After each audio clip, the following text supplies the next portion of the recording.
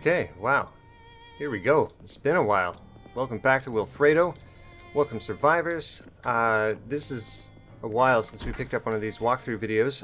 And I think the last time I made one of these, I had like 25% of the subscribers I have right now. So first off, just past 100 subscribers. That's awesome. Thanks, everybody. We got a hungry boy here. Gonna feed him. But a lot of those subscribers, if you're coming back and you're seeing this video now, you might not have seen one of these before. This is Wilfredo, this is the walkthrough, this is for newer players. We're just going through the new project Zomboid. It doesn't feel as new to me anymore, but it did when I was starting this series up. We're just going to go through some tips and tricks for new players on a walkthrough, right? So it's not the same pace as, just saw one of Nurse's videos recently. A lot of, fast-paced information, shorter videos. That's not what we're doing here.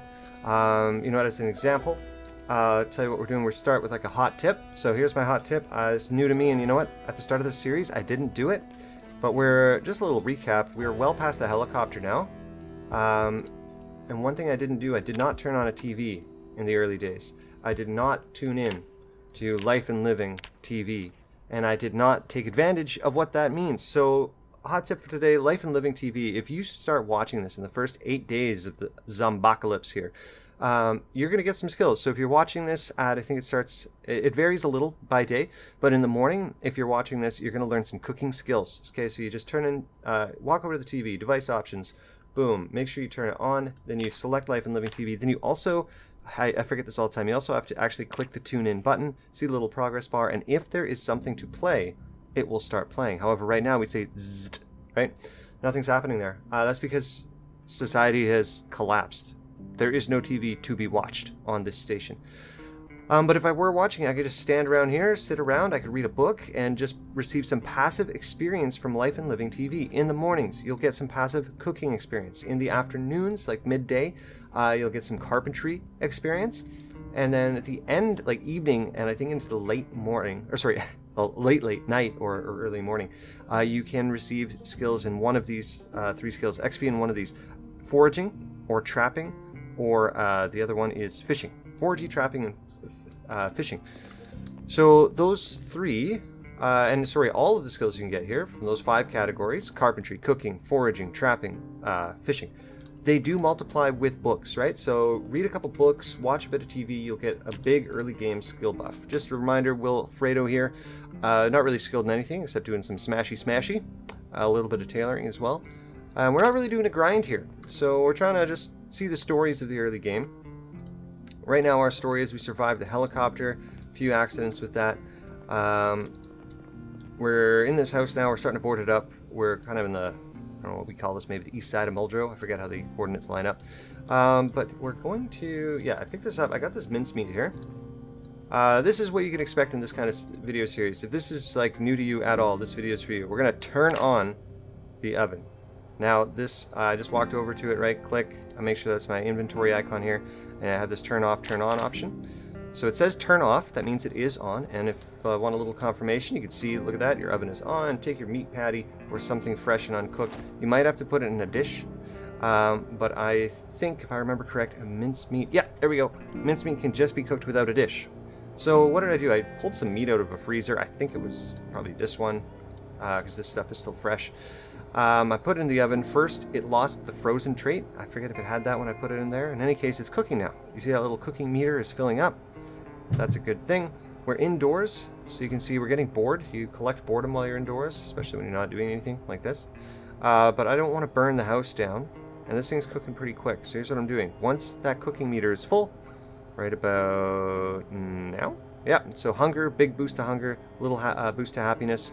Now we see burning. I'm going to pick that up real quick. You don't want your food to burn. Okay, I'm going to turn off the oven. Now I'm going to just tell you what I did there. I turned off the oven. Right, but I took the food out first. If you turn off the oven while the food is still in there, the oven is still hot. The food continues to cook. I just learned this recently. The food continues to cook, which is great, except it's not great because the food burns. There's a chance of burning your house down. Actually, I think if you just leave an oven on, there's a good chance of burning your house down. I know that used to be a thing. I think it's still a thing. I'm not going to test it here. Just that's my warning to you. Be careful. We're still hungry, we're a little bored. I think that boredom also increases our unhappiness over time, so you don't want to be bored. Boredom leads to unhappiness, leads to depression. Eat that meat patty, that should clear up our hunger, clear up our happiness a little bit. Yeah, we're still bored because we're still bored. That's just how that works. We're a little drowsy. We said this last time. Drowsiness will debuff our... Oh no, we're tired. So that's a big debuff on our sleep. Just the first tiredness moodle will debuff your attack by 50%, your damage by 50%. Okay, so if you're still here, you think this video might be for you, you're feeling generous, you want to keep following along, maybe drop us a like, drop us a subscribe, it helps the channel. And let's talk about today. So we're feeling pretty good about this house, but I need some nails. I want to show you something about boarding up. A little way I like to do it. I think we were here before. Although, why did I leave? Maybe we weren't here yet. That's the thing, coming back to a save after a long time. You don't really know what's going on anymore. But alright, so I grabbed soap. I love grabbing soap. You can wash up faster if you have soap in your inventory. If you've heard that before, it's because I've said it before. But if you're new here, I want to make sure I get you all the goods, so I'm going to re-say some things. We're trying to get to winter, so we're going to build up a house here, but what we really want to do, house is great. Oh, there's lots of food here. And you know what? Yeah, I can do that. Oh, and a frying pan. Okay, we'll take all that. Just by hitting that loot all button, right? It's your best friend if you see something you like. Now, I can't get this soup. I can't click on it. It's not in this container, but of course that's because these placed items appear down in our placed inventory, the world surface inventory, I call it. Oh, it's rotten. Okay, that's rotten too. We don't want any of that. But we'll take this. We'll pour it on the ground. So I right click, pour on ground. Now that's going to leave me. It's going to leave me an empty bucket. And I'm going to use that later if I need to collect some rainwater. So that's a good thing. Oh, you know what? We'll take all this stuff too. Oh, we'll take all of that. What we want though, so we want some nails to finish boarding up our house down there. We want a car because we want to have a spot to bug out to. Now, we might end up making a semi-permanent base here. Because... Oh! What do you use? 223. How do you say that? 223? I don't know what to call that, that caliber around there. But if you do, let us know in the comments. I'm curious. So we might make a semi-permanent base here because this side of Muldraugh is really quiet.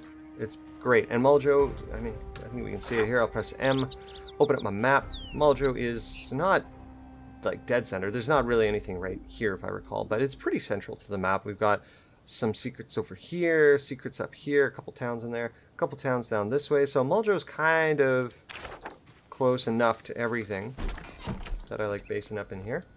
What are we going to do right now, though? We're not hungry, so we're just going to put some stuff in the freezer. I'm going to put you all in the freezer. I'm going to put you.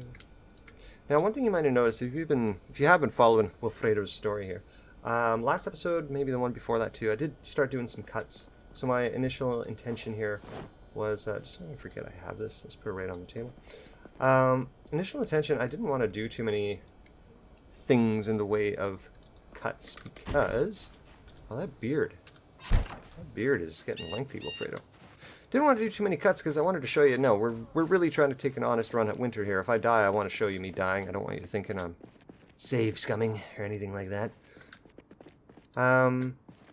But you know what? I realize there's moments like this one where we're just walking.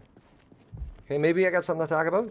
I can keep it interesting, but sometimes I can't, and we're just gonna cut because I value your time. But right now we're gonna smash some Zeds. So let's talk about combat. If you started watching this channel on the deep dive videos, you know I'm looking at weapons right now. We're looking at weapon speed. Got some videos about that. Maybe I'll put some cards up in this video. Looking at weapon speed. That's a spicy, boys. Okay, we're looking at speed. I keep saying that. What else do we do? DPS. We looked at damage per second. Talked about pros and cons. We saw the crowbar, which is, I forgot I had this on this file actually. We're looking at the crowbar right now with the highest number of kills of all the weapons over the course of its lifetime. So what does that mean? That means every time I hit something, right? Durability takes a hit. Oh, this crowbar is not doing great. Durability takes a hit every time I hit something. Or rather, it rolls the dice, and there's a chance that your weapon is damaged. So crowbar has not only very good durability, like a health bar, but it also... Oh, okay, they push now. That's right. We got the health bar. It also has a good chance to not get damaged after making an attack. Okay. We're tired again.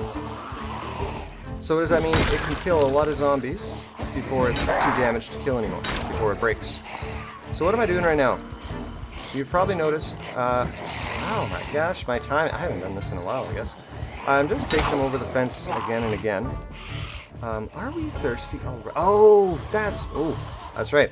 What's going on? Why am I tired, thirsty, all these things again? Why is the time already several hours down the road?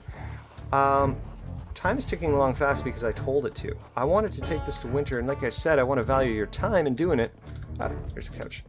And so what that means is I sped up time. Right, so we're looking, I think this server's on 30-minute days, something like that. So what I do, just now I realized I'm not going to win that fight, right? My stats are dropping like flies here. So I just tricked him, made him think I'm in the house. I press C to crouch, to sneak away. Right, I'm going to stand here, and I'm just going to walk. You know, I'm lucky my stamina didn't start dropping. We can talk a bit about stamina. Actually, spoiler alert, that's going to be the neep. It's going to be the next deep dive video coming up. It's some stamina-related topic. So stamina, you know when you're running, even when you're walking, it doesn't cost you stamina, but you recover it less. Everything you do has a little bit of a stamina cost. Weapons as well. And so you might already know this. When you swing a weapon, of course it drains your stamina. You might have noticed, especially for new players, if you're swinging and you haven't figured out the length, the attack range on your weapon, you're probably missing a lot. And that's actually going to make your stamina drain faster. I'll explain that in a minute. We're listening. Making sure there's no break-ins, right, in the night. I hope you can still hear me on the microphone here. I think it sounds good. We're going to wake up at 6. Boom. We're alive. Alright, so like I was saying, stamina. If you miss, you take a full stamina cost debited from your stamina account. But if you hit something, it takes a little less stamina, possibly. Let me see if I can explain what that means while I fight. So when I hit someone, if I deal full damage to them, then it costs me the full amount of that weapon's stamina cost. I'll talk about stamina cost in a second, but just stay with me. So every time I kill someone, every time I hit someone for full damage, it takes full stamina, as per the weapon's stamina amount. If I deal partial damage, it only takes partial stamina. Okay, so here's the thing. If you swing and you miss, boom, you just spent full stamina cost on nothing. So you want to make sure your strikes connect. So what is stamina cost? Let's look. It's related to your weapon weight. Okay, so let's look at the crowbar because I've got it, right? It gives me 2 weights. In the bottom left, you see that there. 0.6 is its current weight. That's because I'm carrying it. If it's unequipped, it weighs 2. So the weight we're interested in here is the carried weight, because I'm carrying it. And that's when you use when you're in combat. So what does that mean? It means it's costing you, I think, up to the weight is 0.6. Is it costing you 0.6? No, it's like 0.006 or something like that. Anyway, if it sounds sketchy, if you sound like this guy doesn't know what he's talking about, that's right. I haven't made the video yet, right? I'm just doing research. I'm going to check it out in more detail when I actually get to doing the full recording of the video. And man, if you've seen those deep dive videos, they take some time. Just pause for a sec, right? I had a bowl, took my bowl out, right click, I went create salad. The game knew that this lettuce, this radish are in range, so if I hover, see there's a little tiny lettuce icon on that salad. I'm going to add some radish now. There's my radish, right? Oh no, my radish is gone. Oh, but I look, oh, it's in my salad, right? But not very much. Oh no. Oh, it's building up to a bit of a joke, but it's gone. The radish is, in fact, gone. But you notice the lettuce. The lettuce is not in my inventory, it's back in the fridge. So what I want to point out here is, when you use items in the fridge, if you don't drag them into your inventory, they will be replaced. So you make a salad, the game reads the area around you, it says, oh, there's some lettuce. So it puts the lettuce in your context menu here, and then it uses it and it puts it back where it got it from. That's really nice. Didn't used to be the case, right? I mean, if you started playing at Build 41, the big multiplayer drop or the animations update, I think it did always used to be the case for you. But for those of us who are playing before those updates, we had to deal with the tedium of moving a lot of items around a lot to do very little with them. It was very annoying. But now I can eat my lettuce more efficiently than ever. So look out, zombies. We are locked and loaded with our lettuce. Okay, so there's probably some people still in this house. Should I clear it out? Yes. Will I clear it out? No, I want to keep going here. Grab a drink of water. If you got a snack, you got a drink. Take a little snack break here. Alright, we're back. So, gonna try to get some nails today, and luckily nails can also be found where weapons are found. And what do I mean by that? I mean warehouses and sheds get some great weapon drops. There's a hammer. Oh, there's a hammer! Okay, there's one thing I remember from this save file. It's the drama I've had with hammers. I'm not going to recount the whole thing for you, but suffice to say, oh my god, I'm so happy to have a real hammer. I went through the process of building my own hammers, 2 of them, to do some very basic things. Now, what I'm looking for, I didn't find any nails in that little shed, so I would now like to find a not-so-little warehouse. But I would also like to not have to fight these boys. Okay, so what I'm actually looking for, I know somewhere down this way is a warehouse. I just forget exactly where it is.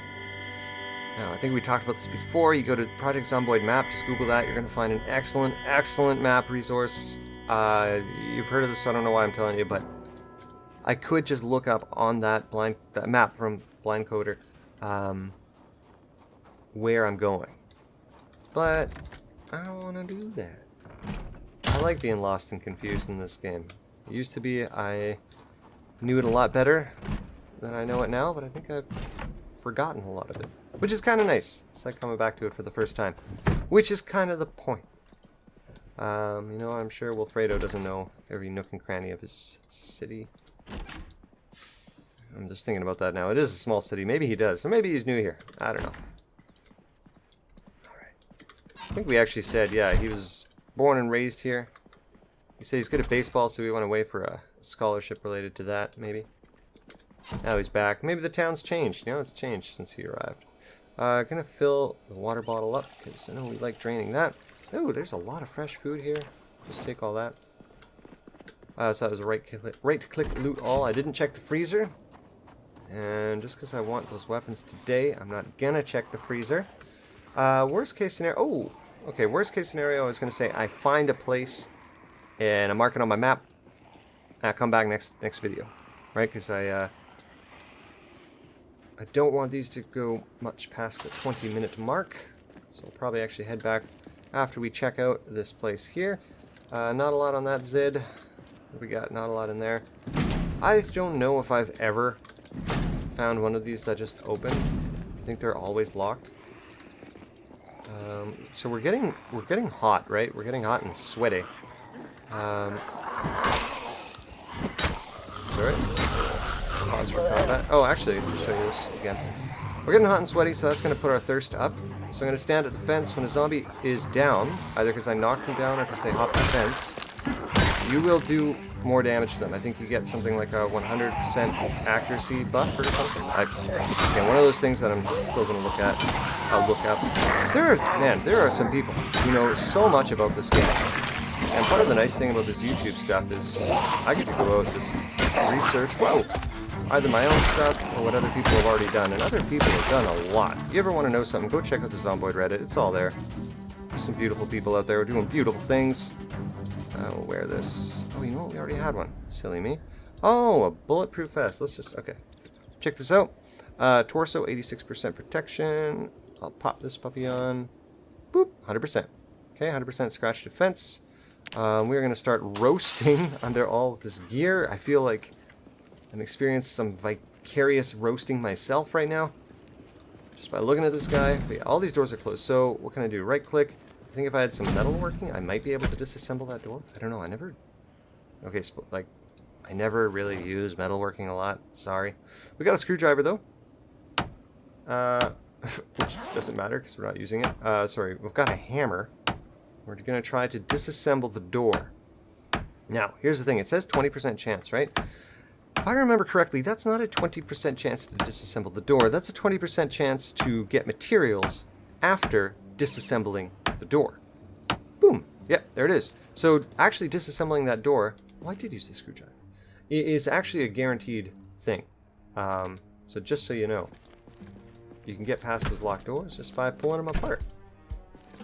Which honestly, if you haven't seen that before, is probably a very helpful tip. I hope it's useful to at least one person out there. That might be the climactic peak of this video. Alright, so, tell you what. If this video is already past 20 minutes, because I kind of lost track, sorry. I'm just going to cut this. I'll see you in a moment. Just going to clear out this side first. Oh, whoa, whoa, whoa, whoa, whoa, whoa. Heck to the yes. Just going to grab that for now, do a loot transfer later. There's a desktop computer in there. You take that, disassemble it for some electrical. Oh, welder mask. I'll take that for some metalworking down the road. I think I can lock the external doors to this one. So basically, if a zombie dies in a building, they have a chance to spawn the key of that building on their death. So like she did too. Can I lock this? No. So let me just check this one. Oh dear. Yeah, now I can unlock this door. Let's just keep fighting. I know I said we're tired, and we are. But we're also reckless and stupid. This is one of those things where, like, I could die. So, playing this game, you're playing against yourself more than anything, right? And I just mean playing against your own stupid decision-making. Look, I can't even see what's behind that wall. That was stupid. I should be dead. I deserve death. But not today. The gods haven't willed it so. The Zomboid gods. Whew, we're just gonna sleep, and we'll be back next time. See you there. Good luck to the end time survivors. If you think you're gonna come back, or you want to check out the other videos, just drop us a like, subscribe. It helps the channel. Again, thanks to everybody who took this from like 20 subs when I started Wilfredo's story up to like 120 subs, which is about where we're at now. So thanks a lot. See you next time, survivors. Stay safe out there in the end times.